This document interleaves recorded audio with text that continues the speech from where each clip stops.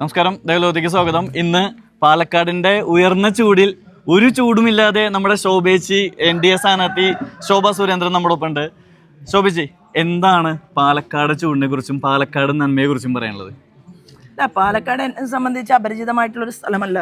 ഞാൻ ഭാരതീയ ജനതാ പാർട്ടിയുടെ സംസ്ഥാന ജനറൽ സെക്രട്ടറി ആയിട്ട് നിൽക്കുന്ന സമയത്ത് 3 തവണ സംസ്ഥാന ജനറൽ സെക്രട്ടറി ആയപ്പോഴും ശ്രദ്ധ കേന്ദ്രീകരിക്കപ്പെട്ടിട്ടുള്ള മണ്ഡലങ്ങളിൽ ഒന്നാണ് പാലക്കാട്.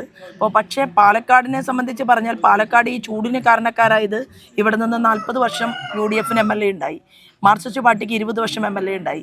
ഞാൻ നിങ്ങളോട് ശക്തിയുക്തം പറയാൻ ആഗ്രഹിക്കുകയാണ്, എന്നെ MLA ആക്കി കഴിഞ്ഞാൽ ഈ പാലക്കാടിൻ്റെ ജലസാന്ദ്രതയെ വർദ്ധിപ്പിച്ചുകൊണ്ട്, ഇവിടുത്തെ ജലദൗർലഭ്യത്തെ കുറച്ചുകൊണ്ട്, ഇവിടുത്തെ ജൽനൽ പദ്ധതിയെ ജനങ്ങൾക്കിടയിലേക്ക് എത്തിച്ചുകൊണ്ട്, എങ്ങനെയായിരിക്കണം ഇവിടെ പരിസ്ഥിതി സൗഹൃദമായിട്ടുള്ള കർഷകർക്ക് ആവശ്യമായിട്ടുള്ള പദ്ധതികൾ ആവിഷ്കരിക്കുക എന്നുള്ളത് തെളിയിച്ചു കൊടുത്തുകൊണ്ട് ഇതിന് ഒരു വിരാമമിടാൻ വേണ്ടിയിട്ട് സാധിക്കും. അതിനനുസൃതമായിട്ടുള്ള ടെക്നോളജിസ്റ്റുകളും ഈ മേഖലയെക്കുറിച്ച് ചർച്ച ചെയ്യുന്നവരുമായി നമ്മൾ ഇരുത്തം കഴിഞ്ഞു, അവരുമായി ഡിസ്കഷനിലാണ്. അപ്പോൾ തീർച്ചയായിട്ടും പാലക്കാടിൻ്റെ ചൂട് കുറയണം, പാലക്കാട് കുറയ്ക്കും, ധാരാളം വെള്ളം ഉണ്ടാകണം. അതുപോലെ തന്നെ പാലക്കാടിൽ വികസനം ഉണ്ടാകണം. വികസനം ഉണ്ടായാൽ ചൂട് കുറയുമെന്നുള്ളതാണ്. എന്താണ് വികസനം കൊണ്ട് പാലക്കാടിനെ കുറിച്ച് ഉദ്ദേശിക്കുന്നത്? പാലക്കാടിന്റെ വികസനത്തിൽ എപ്പോഴും റോഡ്, റെയിൽവേ ഇൻഫ്രാസ്ട്രക്ചർ എല്ലാം ചെയ്യുന്നതിന്റെ കൂട്ടത്തിൽ ഗ്രാമീണ സടക്ക് യോജന റോഡുകൾ വേണ്ടേ? ഗ്രാമങ്ങളിൽ ജീവിക്കുന്നവർക്ക് നല്ല റോഡുകൾ ഉണ്ടാകണം. അതുപോലെ തന്നെ രാജ്യം സ്റ്റാർട്ടപ്പ് ഇന്ത്യയിലൂടെ മേക്ക് ഇൻ ഇന്ത്യയിലൂടെ അന്തർവാഹിനി കപ്പൽ ഉണ്ടാക്കുമ്പോൾ ഇവിടുത്തെ കർഷകർ ഉൽപ്പാദിപ്പിക്കുന്ന നെല്ല് വാങ്ങി തത്സമയം പണം കൊടുക്കാനുള്ള ടെക്നോളജി ഇല്ലാത്ത ഒരു സംസ്ഥാന ഗവൺമെന്റ് ഇവിടെ നാട്ടിൽ മുന്നോട്ട് പോകുകയാണ്. ആത്മാഭിമാനമുള്ള കർഷകന് അവൻ അധ്വാനിച്ചുണ്ടാക്കുന്ന അവൻ്റെ ഉൽപ്പന്നത്തിന് ലോൺ കൊടുക്കേണ്ട കാര്യം എന്താണ്? ഇവിടെ ഒരു 10 കിലോ തക്കാളി ഉണ്ടാക്കിയാൽ ആ തക്കാളി കൊണ്ടുപോയി മാർക്കറ്റിൽ കൊടുത്തു കഴിഞ്ഞാൽ അപ്പം തന്നെ പണം കിട്ടുമെങ്കിൽ എന്തുകൊണ്ടാണ് ഇത്രയും കഠിനമായിട്ടുള്ള പ്രയത്നം ചെയ്തുകൊണ്ട് മുന്നോട്ട് പോകുന്ന നെൽകർഷകനോട് ഇത്ര വലിയ ഒരു നീതികേട് കാണിക്കുന്നത് ഈ കേരളത്തിൻ്റെ ഗവൺമെൻറ്? മാത്രമല്ല, ഇവരുടെ ഉൽപ്പന്നത്തെ വാങ്ങാൻ വില നിലവാരത്തെ കേരളത്തിൽ കുറയ്ക്കാൻ മാർക്കറ്റ് ഇൻ്റർവെൻഷൻ സ്കീം കൊണ്ടുവന്നിട്ടുണ്ട്, അതിലിടപെടുന്നില്ല. നബാർഡിൻ്റെയും നാഫഡിൻ്റെയും ധാരാളം പദ്ധതിക്രമങ്ങളുണ്ട്, അതിലിടപെടുന്നില്ല. കേന്ദ്ര തലത്തിൽ ഹാട്രിക് വിജയം നേടിയിട്ടുള്ള മധ്യപ്രദേശിന്റെ മുഖ്യമന്ത്രിയായിട്ടുള്ള ശിവരാജ് സിംഗ് ചൗഹാനെ പോലെ പരിണിതപ്രജ്ഞനായിട്ടുള്ള ഒരു ക്യാബിനറ്റ് മിനിസ്റ്റർ നമുക്കുണ്ട്. ഒരു തവണ പോലും കേരളത്തിലെ വകുപ്പ് മന്ത്രി ആ ശിവരാജ് സിംഗ് ചൗഹാനെ കാണാൻ പോയിട്ടില്ല. ഇതെനിക്ക് നേരിട്ട് അറിവുള്ള ഒരു കാര്യമാണ്. ശോഭേച്ചി MLA ആവുകയാണെങ്കിൽ പാലക്കാടിന് വേണ്ടിയിട്ട്, പാലക്കാടൻ ഗ്രാമീണ കർഷകരുടെ ബുദ്ധിമുട്ടുകൾക്ക് വേണ്ടിയിട്ട് എന്ത് ചെയ്യും? ഏറ്റവും ആദ്യം പാടശേഖര സമിതിയിലെ അനവധി ആളുകളെ വിളിച്ചു ചേർത്തുകൊണ്ട് അവരെ അടിയന്തരമായിട്ട് ക്യാബിനറ്റ് മിനിസ്റ്ററെ കാണിക്കും. അവരുടെ വ്യതകൾ ജനങ്ങളുമായിട്ട് നേരിട്ട് ബന്ധമുണ്ടാവും. അവരുടെ വികാരങ്ങളും വിചാരങ്ങളും ഒപ്പിയെടുക്കാൻ സാധിക്കുന്ന രീതിയിൽ അവർക്ക് ആവശ്യമായിട്ടുള്ള ഒരു പാക്കേജ് അത് ഈ മണ്ഡലത്തിൽ കൊണ്ടുവരിക എന്നുള്ളത് വളരെ നിർണായകമായിട്ടുള്ളൊരു നീക്കമായിരിക്കും. അതോടൊപ്പം തന്നെ സ്റ്റോറിങ്ങിന് വേണ്ടിയിട്ട്, അതായത് നെൽകർഷകരുടെ നെല്ല് ഇവിടെ അരിയാക്കിയിട്ട് ഇതെന്തായാലും കച്ചവടം ചെയ്യാൻ വേണ്ടിയിട്ടാണല്ലോ ആളുകൾ ഇവരുടെ കയ്യിൽ നിന്ന് വാങ്ങുന്നത്. ഇവിടെ ഇവർക്ക് ആവശ്യമായിട്ടുള്ള സമയത്ത് പണം കൊടുക്കാതെ അരി വാങ്ങാൻ വേണ്ടി കമ്മീഷൻ രാജാക്കന്മാർ ആന്ധ്രയിൽ പോയി നെല്ലൂരിൽ നിന്ന് അരി വാങ്ങി കൊണ്ടുവരുമ്പോൾ എന്ത് മാനദണ്ഡമാണ് ഈ കേരളത്തിലെ ഭരണപക്ഷത്തിനും പ്രതിപക്ഷത്തിനും ഇവരോടുള്ളത്? പാലക്കാടിലും അതുപോലെ തന്നെ കുട്ടനാടിലെ പ്രസാദിന്റെ ആത്മഹത്യയും, പാലക്കാട് എത്ര കർഷകന്മാർ മരണപ്പെട്ടു, എത്ര ആളുകൾ കുട്ടികളെ വിവാഹം കഴിച്ചു കൊടുക്കാൻ ഗതിയില്ലാതെ ഈ നാട്ടിൽ ജീവിക്കുന്നു. എങ്ങനെ ഒരു ജോലിക്ക്, അതായത് തൻ്റെ മകൻ ഇന്ന് കൃഷിപ്പണിയിൽ വരണ്ട എന്ന് പോലും ഹൃദയമൊരുക്കിക്കൊണ്ട് കരുതുന്ന എത്രയോ കർഷകന്മാരുള്ള നാടാണിത്. കുഞ്ഞുങ്ങളുണ്ട്, അവരോട് ചോദിക്കും. ഇവരെ അടുത്ത തലമുറയിലേക്ക് വളർന്നു വരുന്ന സമയത്തേക്ക് ശോഭേച്ചിനെയാണ് കണ്ടുവരുന്നത്, ശോഭേച്ചിയാണ് MLA ആകുന്നത്. അവരുടെ യങ് ജനറേഷന് വേണ്ടിയിട്ട് എന്താണ് കൺസെപ്റ്റുകൾ? ഞാൻ ഇവിടുത്തെ യുവതലമുറ, അതുപോലെ തന്നെ കൗമാരപ്രായക്കാരായിട്ടുള്ള ബാല്യത്തിൽ എത്തി നിൽക്കുന്ന കുട്ടികൾ, അവരോട് പറയാൻ ആഗ്രഹിക്കുന്നത് ബേട്ടി പഠാവോ ബേട്ടി ബച്ചാവോ കൊണ്ടുവന്ന ഇന്ത്യൻ പ്രൈം മിനിസ്റ്റർ ദാ ബേട്ടിയാണ് നിൽക്കുന്നത്. അതുപോലെ തന്നെ മേക്ക് ഇൻ ഇന്ത്യയിലൂടെ ചെറിയ സമയം മുതൽ തന്നെ മേക്ക് ഇൻ ഇന്ത്യയുടെ ഭാഗമാകാൻ വേണ്ടി സ്കിൽ ഡെവലപ്മെൻറ്റ് വേണം എന്ന് പറയുന്ന പ്രൈം മിനിസ്റ്റർ, കുട്ടികൾ പഠിക്കാൻ സ്കൂളിൽ പോകുമ്പോൾ തന്നെ അവർക്ക് ഏതെങ്കിലും ഒരു കാര്യത്തിൽ സ്കിൽ ഉണ്ടാക്കണമെന്നും ആ സ്കില്ലിനെ ഡെവലപ്മെൻറ്റ് ചെയ്തുകൊണ്ട് അവൻ നാളെ ബിസിനസ്സുകാരനോ അല്ലെങ്കിൽ വിദ്യാഭ്യാസത്തിൽ അവൻ ഉന്നത നിലയിലെത്തുന്ന സമയത്ത് മൾട്ടി ടാലൻറ്റഡ് ഗൈ ആയിട്ട് മാറുക. അതാണ് യുവാക്കളോട് ഉള്ള ഇന്ത്യൻ പ്രൈം മിനിസ്റ്ററുടെ സ്വപ്നവും പദ്ധതിയും. അത് തീർച്ചയായിട്ടും ശോഭാ സുരേന്ദ്രൻ എന്ന് പറയുന്ന സ്ത്രീ MLA ആകുന്നത് 5 കോടി രൂപയുടെ വെറും നാമമാത്രമായ വികസനം MLA ഫണ്ട് കൊണ്ടുവരാൻ വേണ്ടിയിട്ടല്ല. MLA ഫണ്ട് കൊണ്ട് വരുന്നത് വികസനം എന്നാണോ ചേച്ചി? അല്ല, വേണ്ടിയിട്ടല്ല എന്ന്. ഞാൻ പോകുന്നത് 100 ദിവസം കൊണ്ട് 700 കോടിയുടെ പദ്ധതികൾ. അതിൽ കാർഷിക മേഖലയുണ്ടാകും, അതിൽ പാലക്കാടിൻ്റെ ആരോഗ്യ മേഖലയുണ്ടാകും, അതിൽ പാവപ്പെട്ടവർക്ക് ഞാൻ പറഞ്ഞിട്ടുണ്ട് ഒരു അക്ഷയ കാർഡ് കൊടുക്കും. എന്തിനാണ്? അവർ നിത്യോപയോഗ സാധനങ്ങൾ വാങ്ങാൻ പോകുമ്പോൾ 1500 രൂപ അവർക്ക് റിഡക്ഷൻ കിട്ടുന്ന പദ്ധതി. സംസ്ഥാനം അത് 2500 രൂപയുടെ ഒരു പദ്ധതിയാക്കിയിട്ട് സ്റ്റേറ്റ് ഞങ്ങളുടെ BJPയുടെ സംസ്ഥാന ഘടകം മാറ്റിയിട്ടുണ്ട്. ഇതിൽ എനിക്ക് അവരുമായിട്ട് ഡിസ്കഷൻ നടത്താൻ സാധിച്ചിട്ടുണ്ട്. അപ്പോൾ നമ്മുടെ ഐഡിയ എന്ന് പറയുന്നത് നമുക്ക് ലോകരാജ്യങ്ങളിൽ കാണുന്നത് പോലെ കാലിഫോർണിയയിലെ കാൽഫ്രഷ് എന്ന് പറയുന്ന സംവിധാനത്തിൻ്റെ ഒരു ചെറിയ പകർപ്പാണ് പോണ്ടിച്ചേരിയിലെ ഗവൺമെൻറ് നടപ്പിലാക്കിയത്. മധ്യപ്രദേശിലും രാജസ്ഥാനിലും ഉത്തർപ്രദേശിലും ബീഹാറിലും ഇതുണ്ടെങ്കിൽ ഈ കേരളത്തിലും ഇത് വീട്ടമ്മമാർക്ക് നിത്യനിദാന ചെലവുകൾ കുറയ്ക്കാൻ വേണ്ടി കൊടുക്കണമെന്ന് ആഗ്രഹിക്കുകയും അത് ഇംപ്ലിമെന്റ് ചെയ്യുകയും ചെയ്യുക. അതിന് ബന്ധങ്ങൾ ഉപയോഗപ്പെടുത്തുക.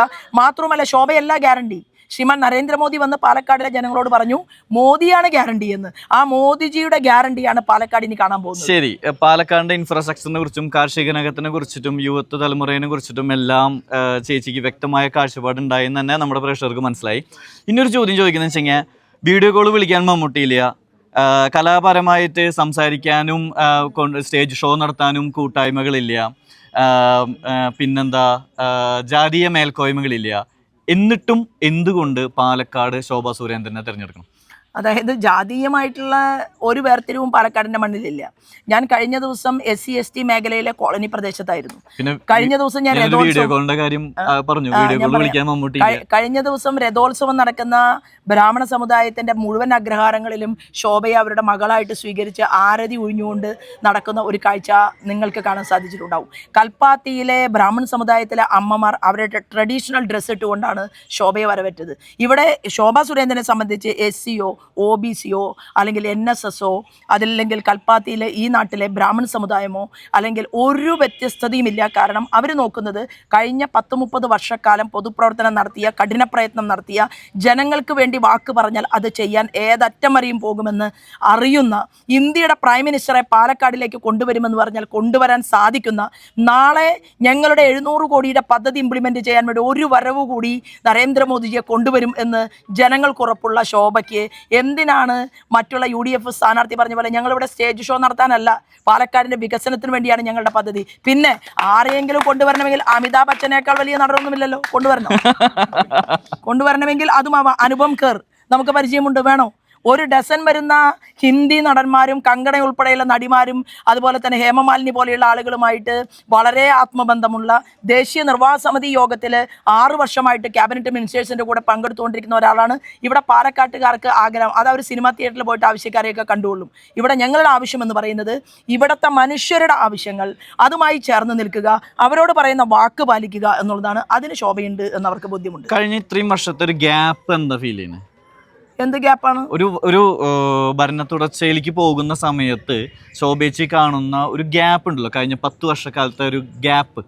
അതായത് ഭരണം പ്രോപ്പറായിട്ട് ജനങ്ങളിലേക്ക് എത്തിയിട്ടുണ്ടോ, ഉണ്ടെങ്കിൽ എന്താണ്, ഇല്ലെങ്കിൽ കാണുന്ന ഒരു ഗ്യാപ്പ് ഉണ്ടല്ലോ. പ്രത്യേകിച്ച് ശോഭ ഇവിടെ ഒരു ഗ്യാപ്പുമില്ല. ആകെയുള്ളത് ഒരു ഭരണകൂടം ദേശീയ തലത്തിൽ നരേന്ദ്രമോദിജി ഈ രാജ്യത്തെ മുന്നേറ്റാൻ ശ്രമിക്കുമ്പോൾ സംസ്ഥാന തലത്തിൽ ഫ്ലെക്സ് ബോർഡ് അടിച്ചുകൊണ്ട് LDF അല്ലാതെ മറ്റാരുണ്ട് എന്ന് ചോദിക്കുന്ന ഒരു കൊമേഡിയനായിട്ട് കേരളത്തിൻ്റെ മുഖ്യമന്ത്രി മാറിയ കാഴ്ചയാണ് നമുക്ക് കാണാൻ സാധിക്കുന്നത്. മാത്രവുമല്ല, രാജ്യത്ത് കൊടുത്ത റോഡുകൾ മോദിയുടെയാണ്, ഇൻഫ്രാസ്ട്രക്ചർ മോദിജിയുടെയാണ്, ഇവിടുത്തെ കിസാൻ സമ്മാൻ നിധി മോദിജിയുടെയാണ്, ജൽനൽ പദ്ധതി മോദിജിയുടെയാണ്. ആകെ 14 പഞ്ചായത്തിലാണ് പാലക്കാട് അത് അവതരിപ്പിച്ചിട്ടുള്ളത്. ഇവിടെ കാണുന്ന സമ്പൂർണ്ണ വികസനങ്ങളും അത് കേന്ദ്ര ഗവൺമെൻറ്റിനെയാണ്. ഭാഗ്യവാനാണ് പിണറായി വിജയൻ. കാരണം ഇതുപോലെ ഒരു നല്ല പ്രധാനമന്ത്രിയെ കിട്ടാനുള്ള ഭാഗ്യമുണ്ടായി. സുഖിച്ച് രമിച്ച് ജീവിക്കാനുള്ള ഒരവസരം ഇവിടുത്തെ പല മാർക്സിസ്റ്റ് പാർട്ടിയുടെയും കോൺഗ്രസിൻ്റെയും ഒക്കെ നേതാക്കന്മാർക്കുണ്ടായി. അതുകൊണ്ടാണല്ലോ പെൺകുട്ടികൾ പീഡിപ്പിക്കപ്പെടുന്ന സാഹചര്യം ഉണ്ടായത്.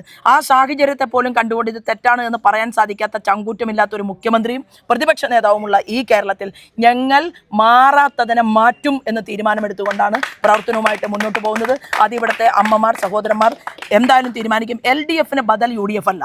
അങ്ങനെ ആയിരുന്നുവെങ്കിൽ 2021 LDFന് ബദൽ UDF ആകുമായിരുന്നു. LDFന് ഒരൊറ്റ ബദലേ ഉള്ളൂ, നട്ടലുള്ള ആർജവമുള്ള BJP നേതൃത്വം നൽകുന്ന NDA ആണ് LDFന്റെ ബദൽ. ആ ബദൽ ഞങ്ങൾ കേരളത്തിൽ സൃഷ്ടിക്കും. മോദിജി പറഞ്ഞ എന്താണ്? ഒരാൾ MLA ആവുക എന്നുള്ളതല്ല, ഒരു ഡബിൾ എഞ്ചിൻ സർക്കാർ ഉണ്ടാക്കുക. ചെങ്കോട്ടയിൽ ഒരു പരിപാടി ഉദ്ഘാടന കർമ്മത്തിൽ പ്രസംഗത്തിൽ പറഞ്ഞാൽ അതവിടെ സ്വിച്ച് ഓൺ കർമ്മം നിർവഹിച്ചാൽ 48 മണിക്കൂറിനുള്ളിൽ കേരളത്തിൽ നടപ്പിലാക്കാൻ സാധിക്കുന്ന ഇച്ഛാശക്തിയുള്ള രാഷ്ട്രീയ നേതൃത്വത്തിൻ്റെ ഒരു കൂട്ടായ്മ കേരളത്തിലുണ്ടാകും. അത് BJPക്ക് മുന്നേറ്റമായിരിക്കും. 2.5% വോട്ടിൽ നിന്ന് ത്രിപുരയിൽ ബിപ്ലവ് കുമാറിനെ മുഖ്യമന്ത്രിയാക്കാമെങ്കിൽ 20% വോട്ട് പാലക്കാടിലും അതുപോലെ തന്നെ ആലപ്പുഴയിലും തൃശ്ശൂരിലും ആറ്റിങ്ങലിലും തിരുവനന്തപുരത്തും അത് 28-നും 29% ഇടയിൽ നിൽക്കുകയാണെങ്കിൽ ഞങ്ങൾ ഇത്തവണ ഒരു വലിയ മൂവ്മെന്റ് ഉണ്ടാക്കും. ആ മൂവ്മെന്റ് BJPക്ക് ശോഭാ സുരേന്ദ്രന്റെ യാത്രകളെല്ലാം തന്നെ വോട്ടുകൾ വർദ്ധിപ്പിച്ചുകൊണ്ടാണ്. വലിയൊരു ഡ്രാസ്റ്റിക് ചേഞ്ച് തന്നെയാണ് ശോഭാ സുരേന്ദ്രൻ കാഴ്ചവെച്ചുകൊണ്ടിരിക്കുന്നത്. പാലക്കാടിനെ കുറിച്ച് എന്താണ് ആത്മവിശ്വാസം? ശോഭ ഇപ്രാവശ്യം പാലക്കാട് ശോഭിക്കുമോ?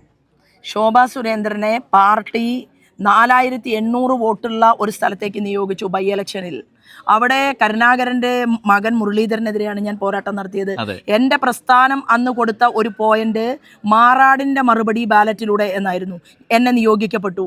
തൃശ്ശൂർ പാർലമെന്റ് മണ്ഡലത്തിൽ മത്സരിക്കാൻ സെലക്ട് ചെയ്ത എന്നെ അസംബ്ലിയിലേക്ക് സെലക്ട് ചെയ്ത് ബൈ ഇലക്ഷനിൽ ഞാൻ പോയപ്പോൾ അത് 11,000 വോട്ടിൻ്റെ അരികിലേക്ക് എത്തിക്കാൻ പ്രസ്ഥാനം പ്ലസ് ശോഭയുടെ കെമിസ്ട്രി വർക്കൗട്ടായി. എങ്കിൽ അതിനെ തുടർന്ന് കേരളത്തിൽ അങ്ങോളം ഇങ്ങോളം ഇതെൻ്റെ 10ാമത്തെ തെരഞ്ഞെടുപ്പാണ്. 2 അസംബ്ലി തെരഞ്ഞെടുപ്പുകളിൽ ഞാൻ 2ാം സ്ഥാനത്ത് വന്നിട്ടുണ്ട്. ഇത് 3ാമതാണ്. ഇത്തവണ ഞങ്ങൾ പിടിക്കുമെന്നുള്ള കാര്യത്തിൽ ഒരു തർക്കവുമില്ല. തീർച്ചയായും പാലക്കാട് ശോഭിക്കട്ടെ, പാലക്കാടിന്റെ ശോഭ വിരിയട്ടെ എന്ന് തന്നെയാണ് ഞാനും ആശംസിക്കുന്നത്. വളരെ വലിയ സന്തോഷം, വളരെ വിജയാശംസകൾ.